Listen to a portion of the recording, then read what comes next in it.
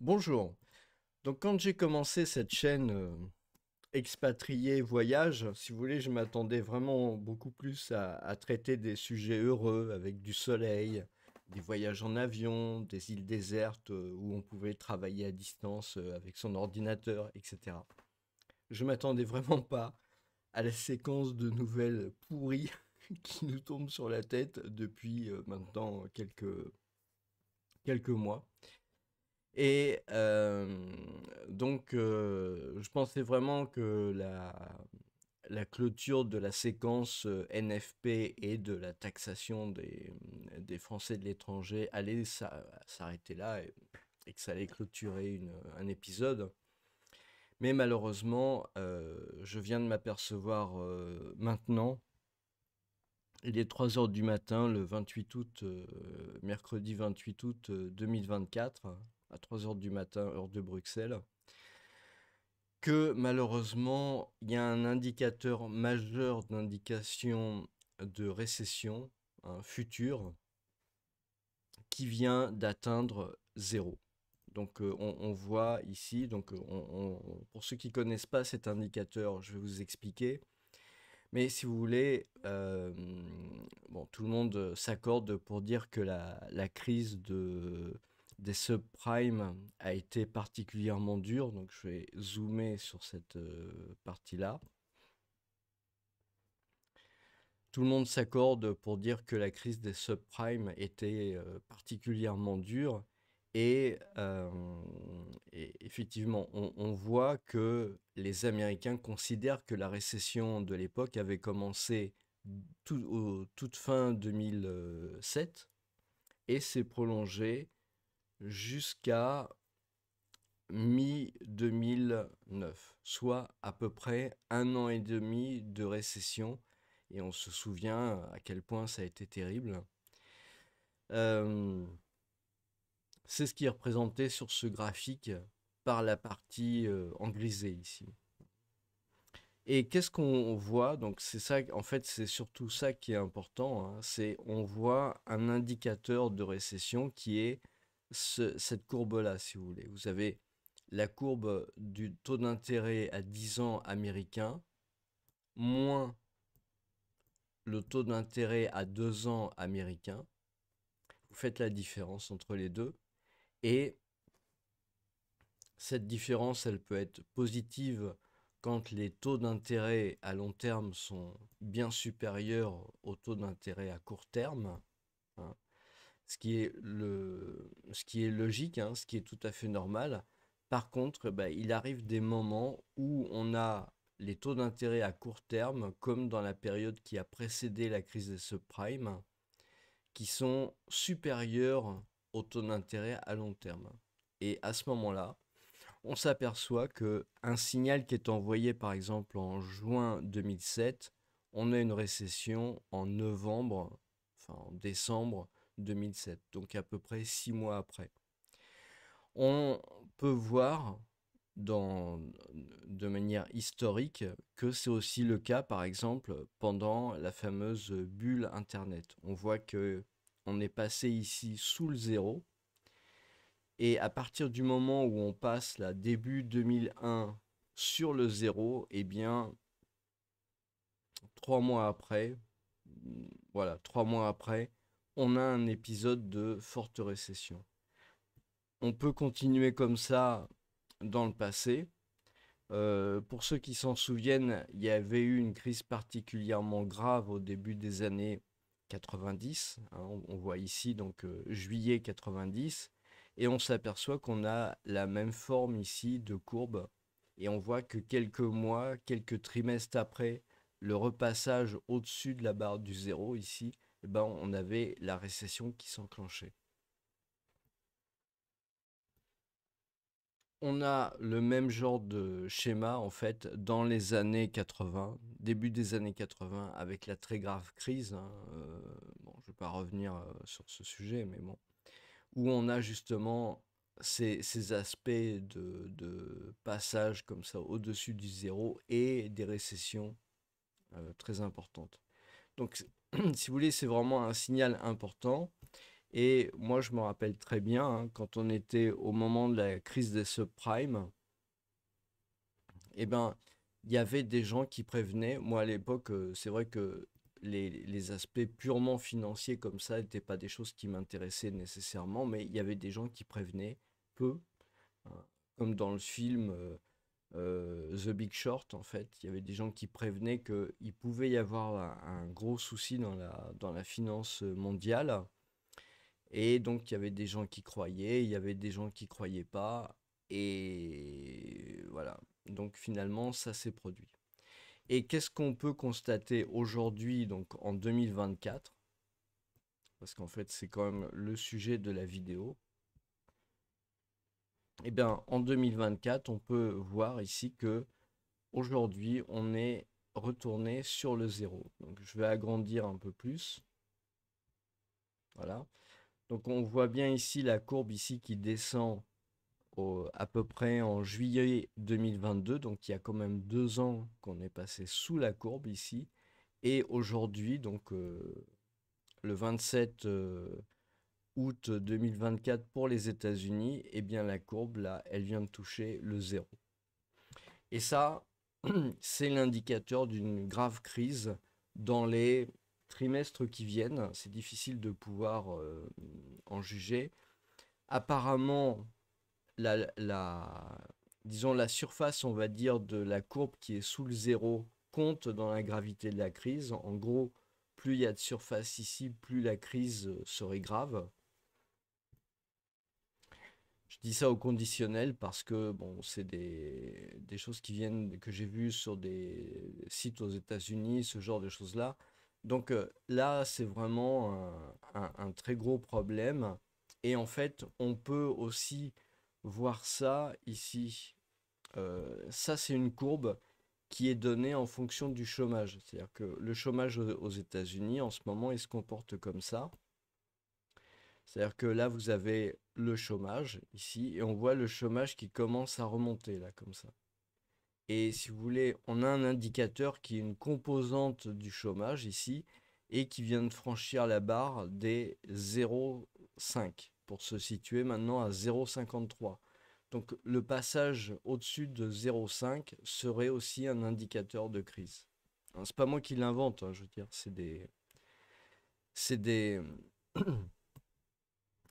des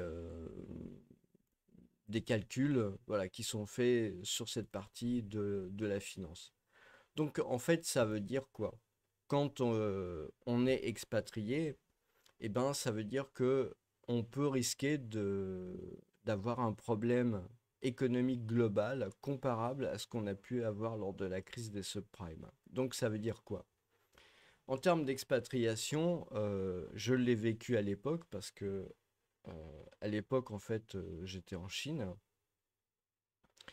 Et à ce moment-là, la question qu'il faut se poser, c'est est-ce que mon pays d'expatriation, il a les reins suffisamment solides en cas de crise grave, en cas de récession, de crise économique grave? Est-ce qu'il a les reins solides? Comment il se comporte au niveau fiscal? On a vu que c'était quand même important, hein, quand on regarde ce qui se passe en France, par exemple. Comment ça se passe au niveau de l'inflation, comment ça se passe au niveau de la déflation éventuellement, parce que c'est clair qu'un épisode comme ça, c'est plutôt un épisode déflationniste.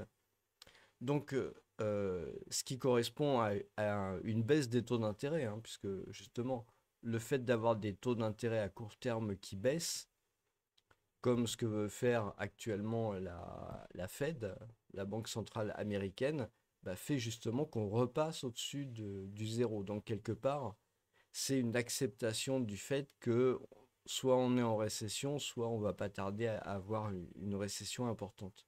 Donc il y a des mécanismes qui se mettent en place et qui matérialisent la récession et qui peuvent donner lieu à des épisodes de déflation. Donc le problème, c'est est-ce que, et ça c'est vraiment un problème critique à mon avis, hein, je veux dire, je fais pas la vidéo à 3 heures du matin pour le plaisir de rester réveillé. C'est que pour moi, c'est un aspect très critique de l'expatriation. C'est-à-dire que si vous voulez, Toute chose égale par ailleurs, il faut bien voir que depuis la crise des subprimes, on va dire depuis 2010 jusqu'à maintenant, malgré les épisodes d'inflation, malgré la pandémie, hein, en fait, on a connu quand même un monde dans lequel l'économie marchait plus ou moins bien. On n'a pas connu des crises comme on en a connu avant, hein. C'est-à-dire la crise comme on en a connu pendant la crise de subprime ou en 2000 ou encore début des années 90, etc. Ça, ça fait très longtemps qu'on n'a pas connu. Mais moi, je me rappelle, bon, c'est un peu l'avantage de l'expérience, que ça a un impact quand même très important. Donc si vous allez en expatriation dans un pays émergent, par exemple, est-ce que vous êtes sûr que le pays il est suffisamment solide économiquement? Il y a tout un tas d'implications. Vous avez des implications en termes de, bah, je vous l'ai dit, l'inflation, les prix. Donc vous avez vos investissements, vous avez vos actifs, vous avez un problème un peu plus embêtant qui est qu'à partir du moment où vous avez des crises graves, vous avez généralement du chômage, des gens mal payés, donc éventuellement une montée de la violence. Il faut quand même pas se voiler la face, hein. C'est important de bien prendre ça en compte. Euh, donc il y a ce genre d'aspect. Comment vous êtes vu en tant qu'étranger localement? Et il faut être lucide. Il ne faut pas se voiler la face ou penser que tout ira bien et que vraiment les gens sont toujours gentils, il n'y a pas de problème. Je veux dire, s'il y a une crise qui est grave à la hauteur de ce qu'il y a eu euh, pendant les subprimes, dans un certain nombre de pays, ça va secouer. Bon, je vais pas parler, je parlerai pas de la France hein, dans cette vidéo. Je parle uniquement des pays étrangers, pas de la France, euh, ni même d'ailleurs des pays francophones européens. Je vais pas parler de la Belgique et je parlerai pas de la Suisse dans ces vidéos. C'est vraiment pour les pays d'expatriation, les autres pays d'expatriation. Donc il faut bien comprendre que à partir du moment où vous avez une crise économique grave, bah, vous risquez d'avoir du chômage, voilà. Et donc je viens de le dire, une augmentation de la violence, ça peut être aussi une augmentation des impôts, ça peut être des risques en fonction du niveau de dette du pays, mais ça peut être soit la dette publique, hein, comme on connaît en France, mais ça peut être aussi la dette privée, hein. Et la dette privée, c'est quelque chose qui est délétère en cas de crise et en cas de risque de récession. C'est-à-dire que typiquement, vous avez des pays du Nord que nous considérons comme vertueux actuellement, mais dont l'économie, enfin les ménages, tout ce qui est le non financier, en fait, ils sont très fortement endettés. En cas de crise grave, en cas de récession, en cas de déflation, alors à ce moment-là, vous risquez d'avoir une spirale déflationniste qui peut entraîner vraiment tous les prix à se casser la figure. Donc c'est vraiment important de bien cadrer cet aspect-là et de bien euh, recalculer en fait vos prévisions, votre vision de l'avenir dans votre pays d'expatriation. Faut avoir une vision quand même un peu à long terme, enfin à long terme, je veux dire, en tout cas sur quelque chose du style 3 ans par exemple, comment ça peut se passer? Quelles sont les mesures qui peuvent être prises? Les mesures non conventionnelles, mais c'est pas seulement dans le domaine financier ou dans le domaine fiscal, ça peut être dans le domaine sécuritaire, ça peut être à un moment donné une mise en place de contrôle d'échange, ça peut être, voilà, c'est ce genre de choses-là qui sont tout à fait possibles, hein. Vous pouvez aussi avoir des risques géopolitiques aggravés à partir du moment où vous avez une situation comme ça peut être une situation qui peut devenir extrêmement instable dans un certain nombre de pays autour du globe. Donc voilà, c'est vraiment euh, quelque chose de très important. Je pense pas que ça fera les gros titres des journaux parce que généralement, ils n'ont pas l'habitude de traiter des problèmes financiers et en plus, généralement, ils ont plutôt tendance à vouloir peindre les lunettes en rose.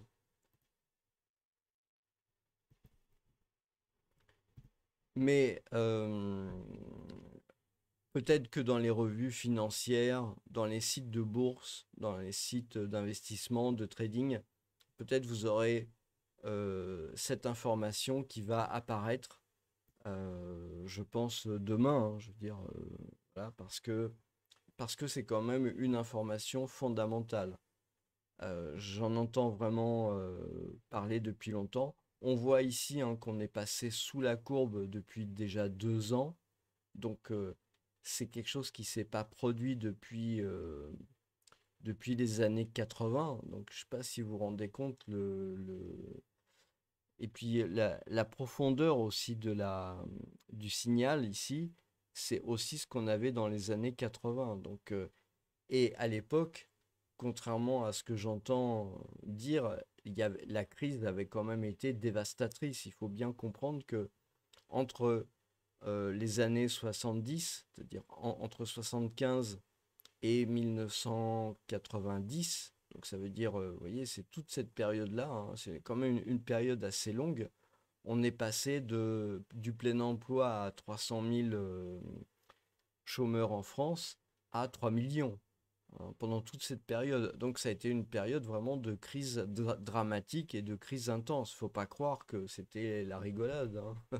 C'est pas parce qu'il y a un film qui s'appelait Les Bronzés qui est sorti à l'époque que c'était nécessairement une période très, très heureuse pour tout le monde, hein, contrairement à ce qu'un certain nombre pensent ou veulent faire penser. Je veux dire, c'est vraiment important d'avoir un peu ce type de point de repère parce que bah, visiblement on est un peu dans le même genre de situation. Et je vous dis, j'ai vu un site aux États-Unis dans lequel ils considèrent que justement la profondeur et la durée de cette courbe-là sous le zéro montrent un problème grave. Donc si vous imaginez plus grave que la crise des subprimes, voilà, c'est donc je pense que c'est vraiment important hein, quand on combine en fait ces deux indicateurs, c'est-à-dire l'indicateur SAM, Rule Recession Indicator, il est publié tous les mois. Hein, c'est la Banque centrale américaine, hein, donc c'est là encore, moi j'utilise que des chiffres ou que des documents officiels. Je m'embête même pas à faire des suppositions ou des choses comme ça. C'est les documents officiels.